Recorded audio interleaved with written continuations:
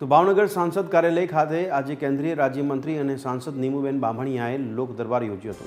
આ જનસંપર્ક કાર્યક્રમમાં ભાવનગર અને બોટાદ જિલ્લામાંથી મોટી સંખ્યામાં લોકો પોતાના પ્રશ્નોને લઈને પહોંચ્યા હતા। સ્થાનિકોએ ખાસ કરીને કેન્દ્ર સરકારના વિભાગો, વિકાસલક્ષી કામો અને જાહેર સુવિધાઓ અંગે રજૂઆતો કરી હતી। નીમુબેન બામણીયાએ લોકોની સમસ્યાઓ ગંભીરતાથી સાંભળીને અધિકારીઓ સાથે સીધો સંપર્ક કર્યો હતો અને તમામ પ્રશ્નોનું ઝડપી અને નિયમો અનુસાર સચોટ નિરાકરણ લાવવા માટે જરૂરી સૂચનાઓ પણ આપી હતી।